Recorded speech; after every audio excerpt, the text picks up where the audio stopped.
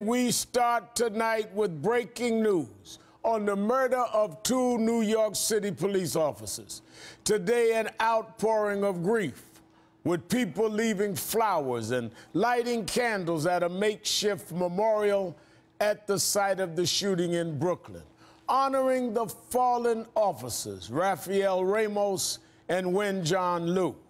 They were shot at point-blank range on Saturday while sitting in their patrol car, going about their normal business.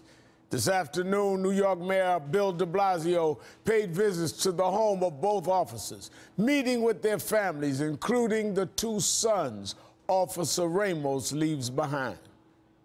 They are in tremendous pain, and they are worried deeply. In the Ramos family's case, two teenagers reminded me of my own children who now don't have a father. You have two teenage young men, good young men, who no longer have a father because of an assassin. And it was very difficult for Charlene and I to talk to two kids that, of course, we saw the parallel to our own children, and hear them trying to put on a brave face, trying their best to make sense of such a painful situation. They were incredibly admirable, impressive young men.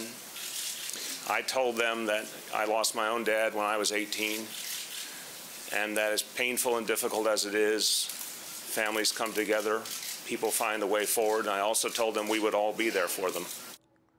The mayor today called on a suspension of demonstrations until after the officers have been laid to rest.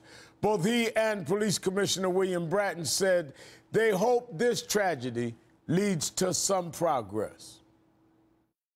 The most important reflection I can give you right now is, in this tragedy, maybe we find some way of moving forward, that it would be an appropriate way to honor these fallen officers and their families that are in pain right now, is somehow knit our city together. Out of crises comes opportunity and challenges, and I intend to embrace the opportunities and challenges as we address these crises. We will come out of this better and stronger as we go forward. This tragedy struck a deep nerve. Officer Ramos was 40 years old, a 3-year veteran of the police force, and a father of two sons. Friends and family say he hoped to become a chaplain. Officer Liu was 32 years old. He'd been on the force 7 years, and he was newly married, his wedding just 3 months ago. Let me be perfectly clear. This was an act of senseless violence. These were New York's finest doing their work, protecting the city, protecting our community.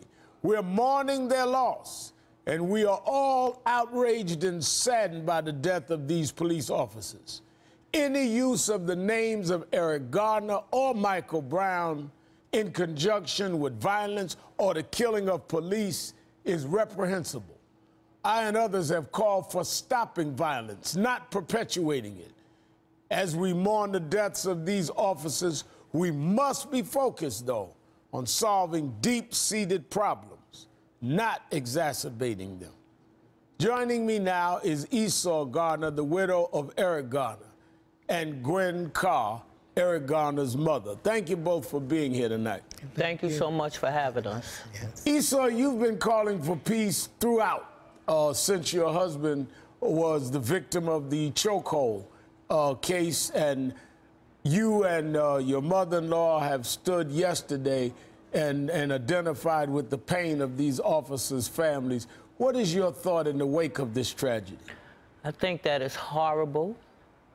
I think that there's another wife out there without her husband coming home that night. There's another children that don't have their father to come home at night. There's Christmas coming. You know, the holidays are less than 3 days away, and I don't even know if I'm going to be okay in 3 days, but I just want to express my condolences to the families of the officers, the wife, the children, and everyone else in New York City, and I still call for peace, you know. Ms. Carr, your son, from day one, you said, when we all spoke, that you do not want anything that would in any way reflect anything but peaceful demonstrations and some recall in terms of policy.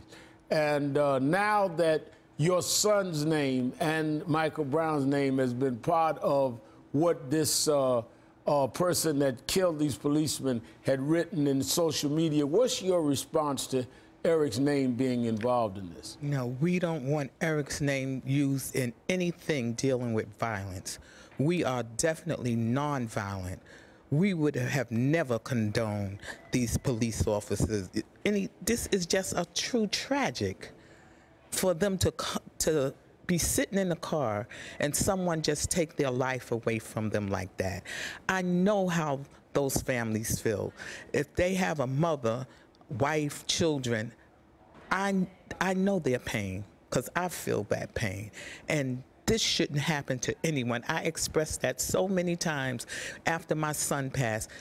This tragedy I wouldn't wish on my worst enemy. You know, Esau, I'm from Brooklyn. I grew up in Brooklyn, and I know cops. And I've said, as you've heard me say 1,000 times, I question some police policies, but I think most cops are good. We talk about individual cops. These guys were in the neighborhood protecting people. And one of the things that moved me and a lot of people today, your daughter Emerald, who's been dealing with a lot of the youth projects and all, she went to the site and laid a wreath today and voiced her support for the families. Your daughter, she visited the memorial. Tell us about that. Well, I just found out about it. She just called me about maybe an hour or so ago, and she said, Mommy, Now, this is the scene I'm showing where the policeman was killed, and she went to the site with some of the youth from the huddle and Minister Kirsten. She called me, and she said, Mommy, I went. She said, because I feel like, you know, even though my dad was killed in that way, these officers shouldn't have been blamed for anything that happened to her father. It's totally two different situations. And she said she felt that she had to go and represent the family and put some flowers down or whatever and make her statement and, you know, express her condolences.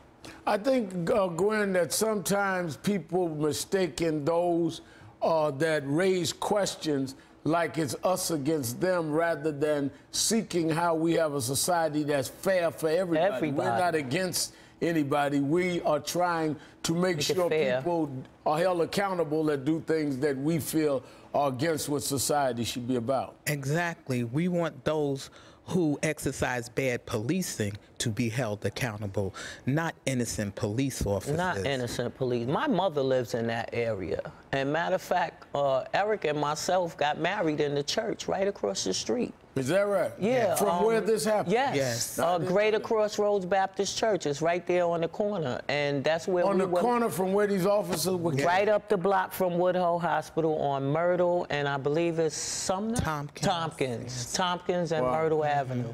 We got married in that church. My mom lives not too far from there.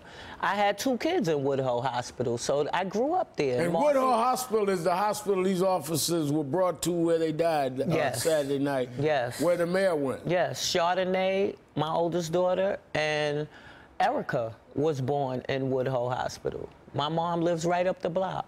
So close in the same areas, yet so estranged by how people try to play petty politics with the pain on all sides. You got to stop that. Because I feel the family's pain.